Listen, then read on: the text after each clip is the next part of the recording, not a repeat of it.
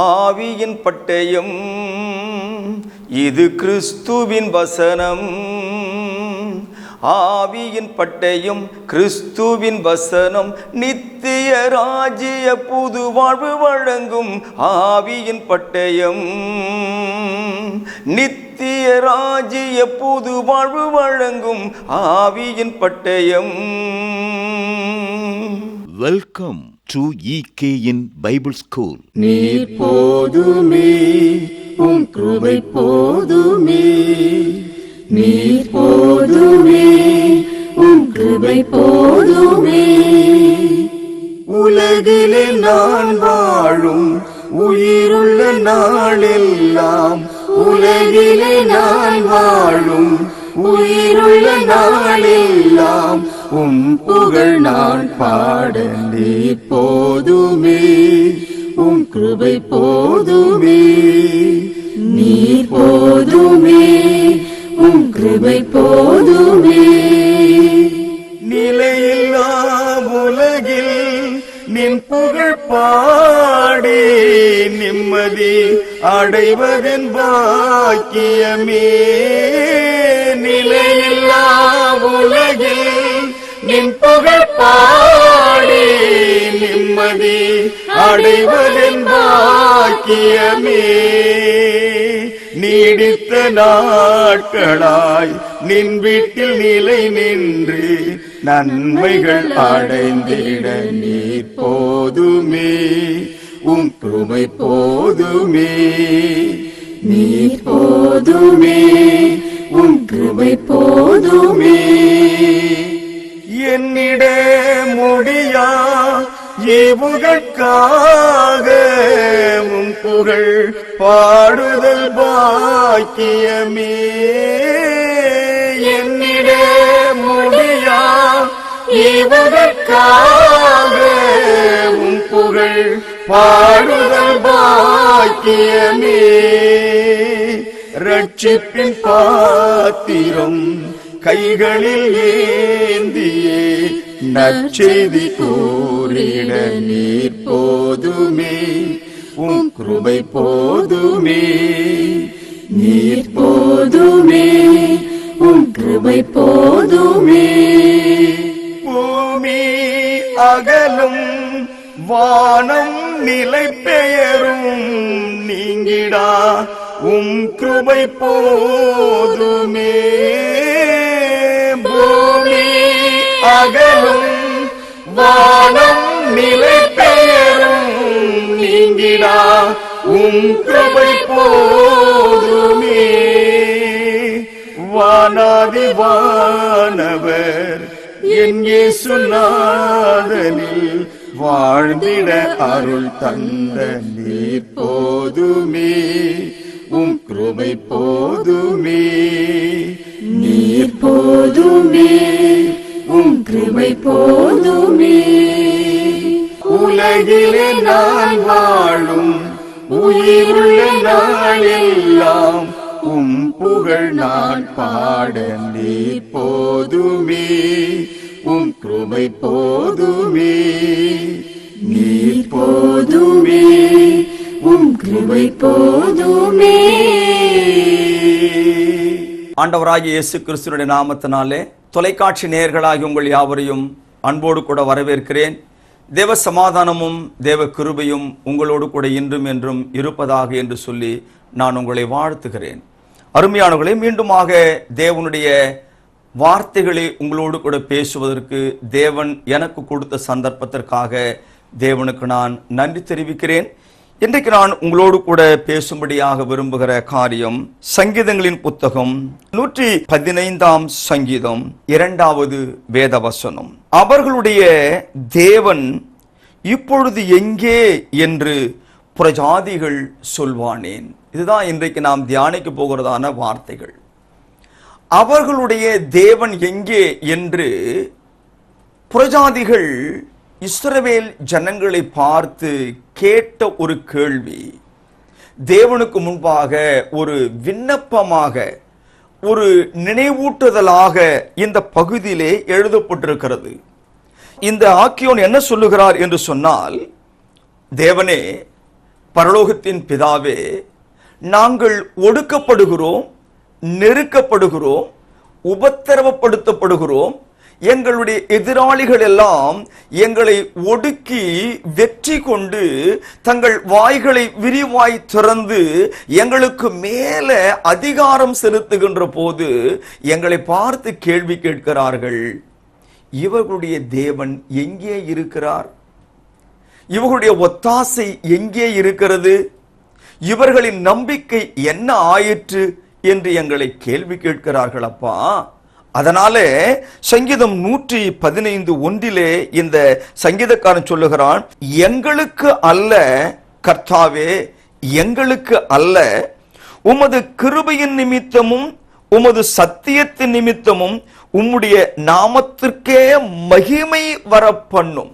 ஐயா, நாங்க இந்த பாடுபடுறோமே, இந்த கஷ்டப்படுகிறோமே, இந்த உபத்திரத்தில் இருக்கிறோமே, இவைகள் எல்லாம் எங்களுடைய மீறுதலுக்காய் கிடைத்த பலன் என்று நாங்கள் அறிவோம். இது நாங்கள் நீர் எங்களுக்கு விதித்ததான விதிமுறைகளை மீறியதால், கட்டளைகளை மீறியதால், நியாயப்பிரமாணத்துக்கு நாங்கள் கீழ்ப்படியாமல் போனதனால எங்களுக்கு வந்த பாடுகள், நிந்தைகள், அவமானங்கள், அடிமைத்தனத்தின் நுகம் என்று நாங்கள் அறிந்திருக்கிறோம். ஆனா எங்களை பார்க்கிறவன் என்ன சொல்றான் தெரியுமா? ஏங்க, இவங்கெல்லாம் இவ்வளவு தூரம் தேவனுடைய ஜனங்கள், தேவனை தரித்து கொண்டவர்கள், தரிசிக்கிறவர்கள், நாங்க அவருடைய பிள்ளைகள், அவருடைய குடும்பத்தாரிடம் சொல்லுகிறார்களே, இவ்வளவு பாடுகளுக்குள்ள அவங்க இருக்கும்போது அவர்கள் தேவன் எங்கே இருக்கிறார் என்று எங்களை பார்த்து கேள்வி கேட்கிறாங்கப்பா. அதனால ஐயா, உங்க மகிமைக்காக எங்க மேல இரக்கமா இருங்கள் என்று இந்த சங்கீதக்காரன் சொல்லுகிறான்.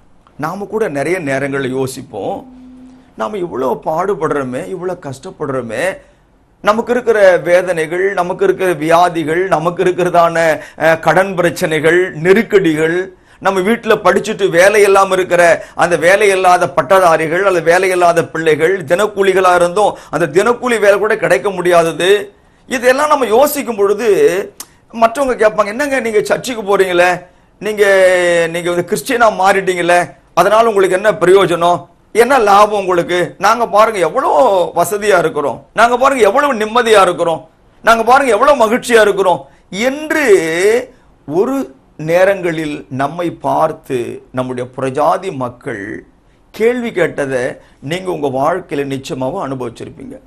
ஒருவேளை உங்க குடும்பத்துல நீங்க ஒரு குடும்பம் மாத்திரம் கிறிஸ்துவுக்குள் இருப்பீங்க, மற்றவங்க எல்லாம் நீங்க இருந்த அந்த இடத்துல இருப்பாங்க, புறஜாதிகளாக அவர்கள் வாழ்ந்து கொண்டிருப்பார்கள்.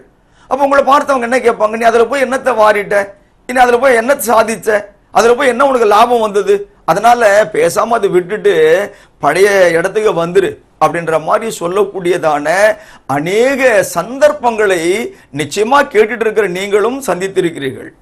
இதை நீங்க மறுக்க முடியாது. அதனால இந்த சங்கீதக்காரன் சொல்லுகிறான், ஐயா எங்களுக்கு அல்ல கர்த்தாவே, எங்களுக்கு அல்ல, வசனம் சொல்லுகிறது, உமது கிருபையின் நிமித்தமும் உமது சத்தியத்தின் நிமித்தமும் உமது நாமத்திற்கே மகிமை வர பண்ணும் ஐயா, எங்க மேல கொஞ்சம் இரக்கம் பாராட்டுங்கள் என்று சொல்லுகிறார். இதுக்கு 115ஆம் சங்கீதத்தினுடைய 3வது வசனம் என்ன சொல்லுது? நம்முடைய தேவன் பரலோகத்தில் இருக்கிறார், தமக்கு சித்தமான யாவையும் செய்கிறார். இந்த நம்பிக்கை தான் கொஞ்சம் இங்கே நமக்கு ஒரு பாடத்தை கற்றுக் கொடுக்க விரும்புகிறது.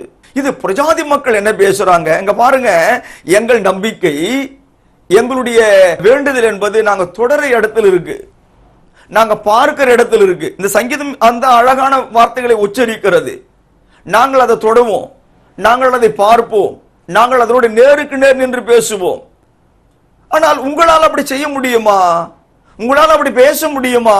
உங்கள் தேவன் எங்கே இருக்கிறார், உங்கள் கடவுள் எங்கே இருக்கிறார் என்ற ஒரு கேள்வியை அவர்கள் முன்வைக்கும் பொழுது, நாங்க பக்கமா இருக்குதுங்க, பக்கமா போய் பார்த்துட்டு வரோம், எங்க வீட்லயும் வச்சுட்டு இருக்கிறோம், நாங்க எங்க வீட்டுல இருக்கிறதே நாங்க பார்த்து பேசிட்டு இருக்கிறோம் அப்படின்னு சொல்லும் பொழுது வேதம் சொல்லுகிறது, தேவன் சொல்லுகிறார், அவர்கள் எதை நம்புகிறார்களோ அதனால் அவர்களுக்கு எந்த விதமான பிரயோஜனமும் கிடையாது, எந்த விதமான ஆசீர்வாதமும் கிடையாது, நன்மையும் கிடையாது.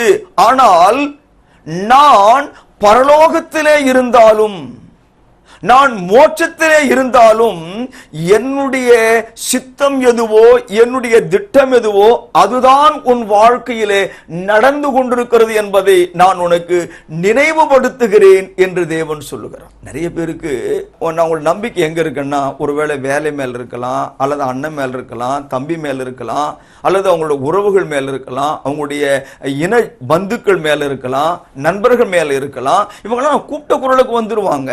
எனக்கு ஒண்ணுன்னா அவங்க பார்த்துட்டு இருக்க மாட்டாங்க, உடனே வந்துருவாங்க.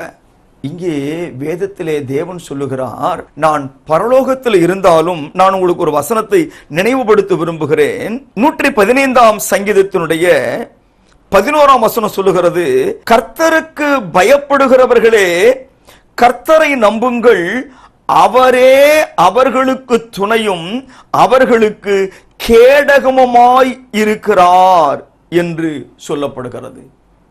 தேவன் எங்கே இருக்கிறார்? பரலோகத்தில் இருக்கிறார்.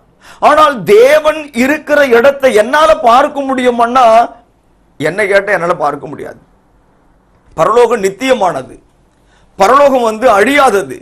ஆகவே காணப்படாதவைகள் நித்தியமானவைகள் என்று சொல்லி 2 கொரிந்தியர் 4ஆம் அதிகாரம் 18ஆம் வசனத்தை சொல்லப்படுகிறதுனாலே, என்னால காண முடியாத ஓர் இடத்திலே என் தேவன் வாசமாய் இருக்கிறார் என்பதை நம்புகிற நானும் நீங்களும், அவர் அங்கே இருந்தாலும் கூட நான் அவருக்கு பயப்படுகிற பயத்தின் வழியாக, அவர் மேல் வைத்திருக்கிற நம்பிக்கையின் வழியாக, தேவன் என்னுடைய கேடகம், தேவன் என்னுடைய துணை, தேவன் என்னுடைய அடைக்கலமாய் இருக்கிறார் என்று தேவாதி தேவன் அருமையான நேயர்களே இந்த நாளில் உங்களை பார்த்து பேசுகிறார். உங்களுக்கு எனக்கு இந்த செய்தி அவர் கொடுக்கிறார். எப்படி பார்க்கிறேன்னா, இப்ப நீங்க ஒரு இடத்துல வேலை செய்றீங்கன்னு வச்சுக்கலாமே.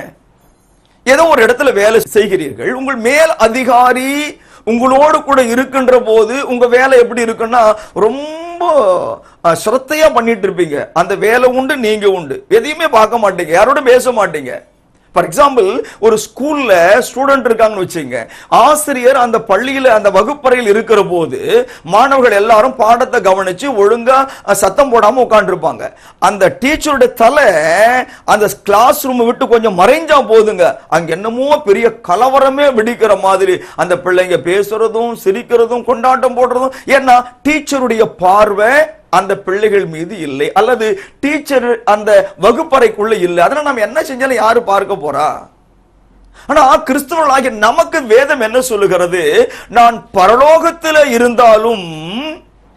பரலோகத்தில் இருந்தாலும் எனக்கு சித்தமானதை நான் பூமியிலே செய்கிறதுனால, நீ முதலாவது எனக்கு பயப்படும் பயத்தை உடையவளாக இரு. நான் தனி அறையில் இருந்தாலும், நான் 10 பேரு கூட இருந்தாலும், நான் தெரிந்த மக்களோடு இருந்தாலும், எனக்கு தெரியாத மக்களோடு கூட இருந்தாலும், தேவன் ஒருவர் இருக்கிறார். அவர் என்னை பார்க்கிறார், அவர் என்னை நிதானிக்கிறார், அவர் என்னை கவனிக்கிறார். நான் இப்ப இவரு கூட என்ன பேசிட்டு இருக்கிறேன், யாரை குறித்து பேசிக் கொண்டிருக்கிறேன், நான் இப்போது மற்றவனை குறித்து எப்படிப்பட்ட விமர்சனங்களை செய்து கொண்டிருக்கிறேன், நான் இப்பொழுது மற்றவனை குறித்து எப்படிப்பட்ட சதி திட்டம் செய்து கொண்டிருக்கிறேன், என்ன சதி ஆலோசனை செய்து கொண்டிருக்கிறேன், எல்லாம் நம்முடைய தேவனுக்கு தெரியும் இல்லையா? நான் மறைவில ஒண்ணு பண்ணிட்டு நான் வெளியில வாயை துடைத்து கொண்டு ஒண்ணுமே அறியாத பாப்பா மாதிரி இருப்பேன்னு சொன்னா, இது வேணா மனுஷனுக்கு தெரியாம இருக்கலாம், தேவனுக்கு தெரியுமே. அதனால்தான் தேவனுக்கு பயப்படுங்கள் என்று வேதம் சொல்லுகிறது. ஆக நம்முடைய நம்பிக்கை எதுவா இருக்கிறது? அவர் பரலோகத்தில் இருந்தாலும் கூட என்னை அவர் பார்க்கிறார், என்னை அவர் நோக்குகிறார், அவர் என் காரியங்களை கவனிக்கிறார் என்கிற பயமுள்ள வாழ்க்கை உங்களுக்கும் எனக்கும் இருந்தால், அப்படிப்பட்ட நமக்கு தேவன் என்ன சொல்றார் அப்படின்னா, அந்த 11ஆம் வசனத்துல அவரே அவர்களுக்கு துணையும் அவர்களுக்கு கேடகமுமாய் இருக்கிறார் என்று சொல்லப்படுகிறது. 12ஆம் வசனம், கர்த்தர் நம்மை நினைத்திருக்கிறார், அவர் ஆசீர்வதிப்பார். இப்ப நீங்க வீட்டில் இருக்கிறீங்க, வீட்டில இருந்து ஒரு குறிப்பிட்ட நேரம் ஆன உடனே நீங்க ஆபீஸுக்கு போயிடுறீங்க, அல்லது உங்க வேலை ஸ்தலங்களுக்கு போறீங்க, அல்லது ஒரு ஊருக்கு ஒரு விசேஷமான நிகழ்வுக்காக நீங்க போகிறீர்கள். இப்போ ஆபீஸ்ல போயிட்டு பிறகு உங்க வீட்டுல உங்க மனைவியை உங்க பிள்ளைங்களை அப்படியே நினைச்சுக்கிட்டு 24 hours அங்க இருக்க முடியுமா? ஒரு 8 மணி நேரம் வேலைன்னா 8 மணி நேரத்தில் நீ உங்க மனைவி பிள்ளைகளையே நினைச்சுக்கிட்டு இருந்தா வேலை என்ன ஆகும்? ஆகவே நாம் நம்முடைய யோசனைகளில நாம் எந்த சூழ்நிலைக்கு போகிறோமோ அந்த சூழ்நிலைக்கு தகுந்தாற் போல நாம் மாறிவிடுகிறோம். நிறைய வேளை வீட்டில் புறப்படும் போது சொல்லுவாங்க, எங்க வரும்போது இதை வாங்கிட்டு வாங்க, வரும்போது அங்க போயிட்டு வாங்க, வரும்போது செஞ்சுட்டு வாங்கன்னு சொல்லுவாங்க. நாம் என்ன செய்வோம்னா நிறைய நேரங்கள்ல எல்லாத்தையும் மறந்துட்டு வீட்டுக்கு வந்துடுவோம். அப்புறமா கேட்பாங்கன்னா செஞ்சிட்டீங்களா, வாங்கிட்டீங்களா, ஐயோ மறந்தே போச்சு. நாம இருக்கிற அந்த ஒரு சில மணித்துளிகளிலேயே நம்முடைய குடும்பத்தை, நமது பிள்ளைகளை, நமது உற்றார் உறவினரை, நம்மை நேசிக்கிறவர்களை மறந்து போகிறோம். ஆனால் நம்முடைய தேவன் பரலோகத்தில் இருக்கிறார். வசனம் 12 சொல்லுகிறது, கர்த்தர் நம்மை நினைத்திருக்கிறார், அவர் ஆசீர்வதிப்பார். நான் நினைச்சு என்னையா பண்ண போறேன் உங்களுக்கு? நீங்க என்னை நினைத்து என்ன பண்ண முடியும் உங்களால?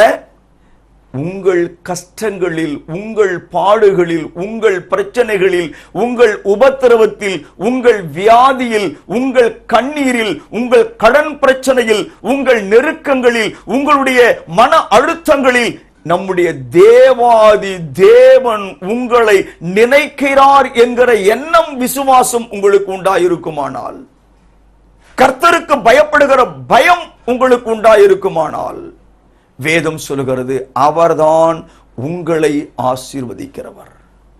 தேவ ஆசீர்வாதங்கள் வேண்டுமா? தேவன் உங்களை உயர்த்த வேண்டும் என்று நீங்கள் விரும்புகிறீர்களா? இப்ப இருக்கிற பாடுகள் இருந்து நீங்கள் விடுதலையாக வேண்டும் என்று விரும்புகிறீர்களா? அவர் உங்களை நினைத்தால் மாத்திரமே ஆசீர்வாதங்கள் வருமே ஒழிய, மற்றவங்களாம் நினைச்சா வாய்ப்பு இருந்தா பண்ணுவாங்க, வாய்ப்பு இல்லாட்டி கை கழுவிடுவாங்க. என்ன பண்றதுங்க? சாரி, அந்த ஒரு வார்த்தை போதும், மன்னிச்சிருங்க, சாரி, என்னால முடியல. ஆக அன்பானவர்களே, வேதம் சொல்லுகிறது அவர்களுடைய தேவன் எங்கே என்று புறஜாதிகள் கேட்டால் நீங்கள் மயங்கி போகாதிருங்கள், நீங்கள் சோர்ந்து போகாதிருங்கள். நம்முடைய தேவனுக்கு பயப்படுகிற பயத்தை எப்பொழுதும் உங்கள் பொக்கிஷமாக, உங்கள் அரணாய் நீங்கள் வைத்துக் கொள்ளுங்கள். எதையான பேசுறதுக்கு முன்னால 10 முறை யோசிங்க, அந்த வார்த்தைக்கு நான் தேவனுக்கு பதில் சொல்ல வேண்டும் அல்லவா? எதிராளியே விரல் நீட்டுறதுக்கு முன்னால 10 முறை யோசிங்க.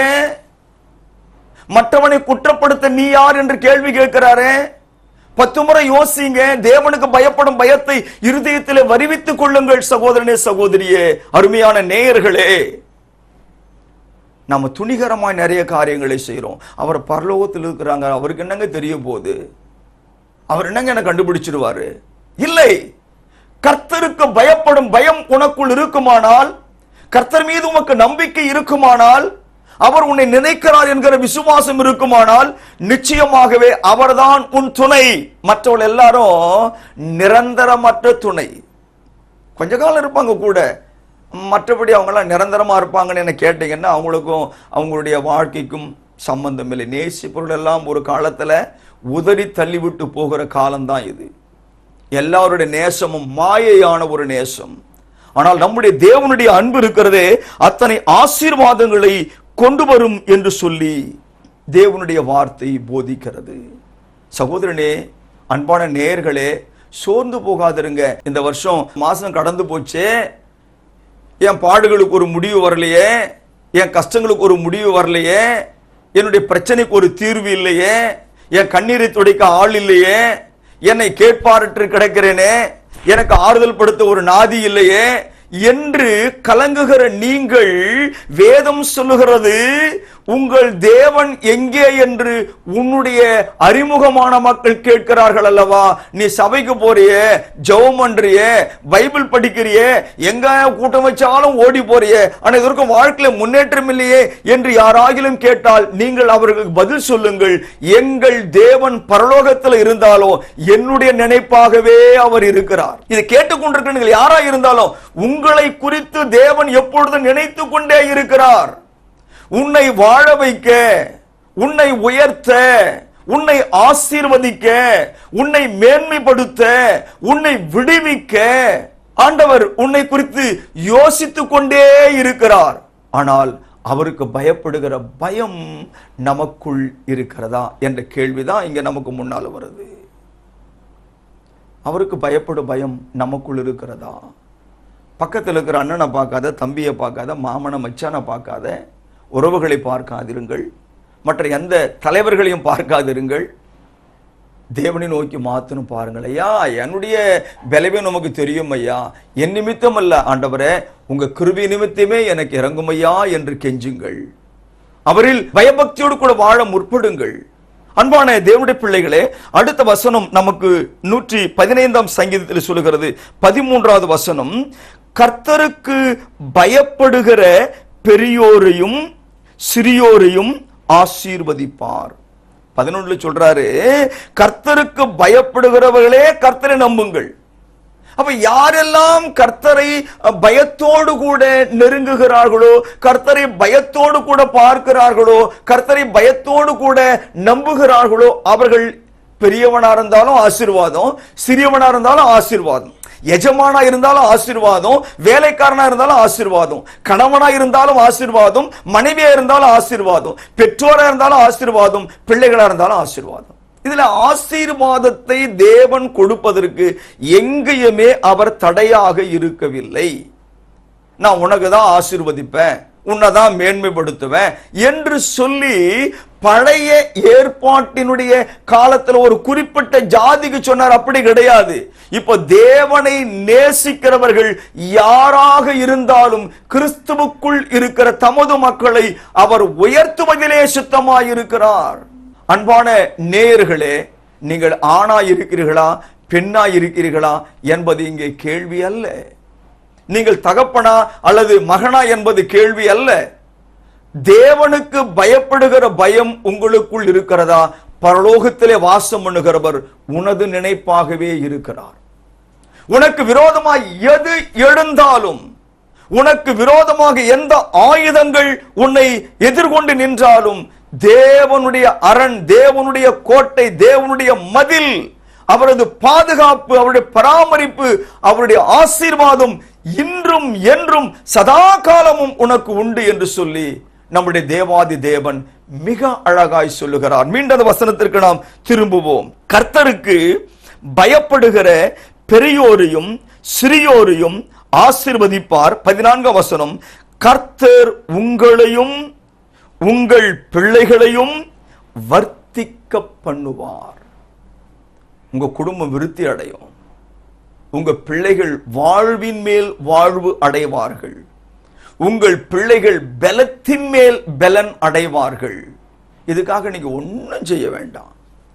என் பிள்ளைக்கு சொத்து சேர்த்து வைக்கணும், நான் வீடு வாங்கி வைக்கணும், நான் நிலபுலன் வாங்கி வைக்கணும், கவலைப்படாதிருங்கள். உங்கள் பிள்ளைகளுக்கு நீங்கள் கர்த்தருக்கு பயந்து அந்த பயத்தை உங்கள் பிள்ளைகளுக்கு கற்றுத்தாருங்கள். நீங்கள் கர்த்தருக்கு பயந்து அந்த பயத்தை உங்கள் பிள்ளைகளும் பற்றி கொள்ளும்படியாக அந்த பயமுள்ள வாழ்க்கை ஏற்படுத்திக் கொடுங்கள். உங்களை ஆசீர்வதிக்கிற தேவன் இப்பொழுது வளர்ந்து வருகிற உங்கள் பிள்ளைகளையும் ஆசீர்வதிப்பார் அல்லவா? உங்களை உயர்த்துகிற தேவன் உங்கள் பிள்ளைகளையும் உயர்த்துவார் அல்லவா? உங்களை வர்த்திக்க செய்கிற தேவன் உங்கள் பிள்ளைகளையும் வர்த்திக்க செய்வார் அல்லவா? இதுக்கு அடிப்படை தேவை என்ன? தேவனுக்கு பயப்படுகிற பயம். அதாவது நிறைய பேர் என்ன யோசிக்கிறாங்கன்னா, அவர் என்ன பார்த்துட்டா இருக்கிறாரு, அவர் என்ன கேட்டுட்டா இருக்கிறாரு, அவர் என்ன இதெல்லாம் கண்டுக்குவா போறாரு, அவர் என்ன இதெல்லாம் தெரிய போதா? தேவன் பரலோகத்தில் இருந்தாலும் உன் நினைப்பா இருக்கிறாரு, உன்னை யோசித்து பார்க்கிறார். அவர் உம்முடைய அசைவுகள் எல்லாம் நோக்கி பார்க்கிறது. அவருக்கு மறைவானது ஒன்றுமே கிடையாது. நீ அவருக்கு முன்னாடி நிர்வாணியா இருக்கிறாய். நீ பேசினாலும் தெரியும், நீ பார்த்தாலும் தெரியும், நீ உட்கார்ந்தாலும் தெரியும், நீ எழுந்தாலும் தெரியும். ஆகவே அவருக்கு முன்பாக நாம் மாய்மாலமாய் வாழ முடியாது. மனுஷனுக்கு முன்னால வேணா மாயமாலமா வாழலாம், அவருக்கு முன்பாக நாம் மாயமாலமாக வாழ முடியாது. தேவன் நம்மை நேசிக்கிறார், தேவன் நம்மை ஆசீர்வதிக்க விரும்புகிறார். அவருக்கு பயப்படும் பயத்தை காத்துக் கொள்ளுங்கள். தேவன் உங்களை ஆசீர்வதிப்பாராக. நாம் ஜெபம் செய்வோம். எங்களை நேசிக்கிற நல்ல பிதாவே, இந்த வார்த்தைகளால் நீர் எங்களை திடப்படுத்தினதற்காக உமக்கு நன்றி சொல்லுகிறேன். இந்த செய்திகளை கேட்ட ஒவ்வொருவரையும் தேவன் ஆசீர்வதிக்க வேண்டும் என்று மன்றாடுகிறேன். இயேசு கிறிஸ்துவை தரித்துக் கொண்டிருக்கிற உமது பிள்ளைகள் உமக்கு பயப்படும் பயத்தை உடையவர்களாக வாழ அவர்கள் இருதயத்திலே தேவனுக்கு பயப்படும் பயத்தை நீர் வைக்க வேண்டும் என்று செபிக்கிறேன். பாடுகளுக்கு மத்தியிலே, பிரச்சனைகளுக்கு மத்தியிலே, கண்ணீருக்கு மத்தியிலே, வியாதிகளுக்கு மத்தியிலே தகப்பனே, உம்முடைய நாமத்தை அறிந்தவர்கள் எங்கள் ஆண்டவர் இயேசு கிறிஸ்துவின் வழியாக உம்மை தொழுது கொண்டு வருகிற மக்கள் யாராயிலும் தகப்பனே அவர்களை பார்த்து கேள்வி கேட்பது உண்டானால், எங்கள் தேவனே உமது கிருபையின்படி அப்படிப்பட்ட நெருக்கத்தில் உள்ள மக்களை விடுவித்து உயர்த்தி ஆசீர்வதித்து மேன்மைப்படுத்தி உமது நாமத்தை நீர் மகிமைப்படுத்திக் கொள்ள வேண்டும் என்று மீட்பராயிருக்கிற இயேசு கிறிஸ்துவின் நாமத்தில் மன்றாடி ஜெபிக்கிறேன் நல்ல பிதாவே, ஆமேன். தேவ சமாதானம் உங்களோடு கூட இருப்பதாக. இந்த நிகழ்ச்சியை தொடர்ந்து நீங்கள் பார்த்து வருவதற்காக நான் மிகுந்த மகிழ்ச்சி அடைகிறேன். இந்த நிகழ்ச்சியை குறித்து என்னோடு நீங்கள் தொடர்ந்து கருத்துக்களை பரிமாறி வருவதற்காகவும், இந்த நிகழ்ச்சியின் மூலமாக நீங்கள் பெற்ற ஆசீர்வாதங்களை என்னோடு பகிர்ந்து கொள்வதற்காகவும் தேவனுக்கு நான் நன்றி சொல்லுகிறேன். தொடர்ந்து பாருங்கள், தேவ ஆசீர்வாதம் பெறுங்கள். தேவன் தாமே உங்களை ஆசீர்வதிப்பாராக. ஆமேன்.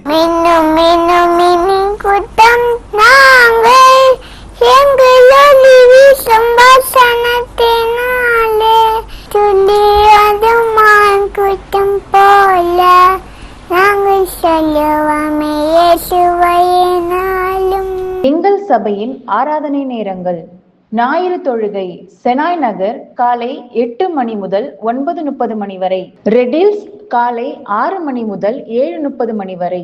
நடைபெறும் இடம் எண் 8, அன்னை தெரசா தெரு, இலாகை பள்ளி அருகில், நவாரி குப்பம், ரெடில்ஸ், சென்னை 600052. வேத வகுப்பு செனாய் நகர் புதன் 8 மணி முதல் 9 மணி வரை. சகோதரிகள் கூட்டம் வெள்ளி காலை 11 மணி முதல் 1 மணி வரை. இந்த ஆராதனை கலந்து கொள்ளுமாறு உங்களை அன்புடன் அழைக்கிறோம். அன்பிற்குரியவர்களே, மேலும் இந்த பாடங்களை எங்களுடைய யூடியூப் சேனலான எட்டர்னல் கிங்டம் நியூ லைஃப் சேனலில் கண்டு தெய்வ ஆசீர்வாதங்களை பெற்று மகிழுங்கள். கிறிஸ்துவின் சபையார் உங்களை வாழ்த்துகிறார்கள்.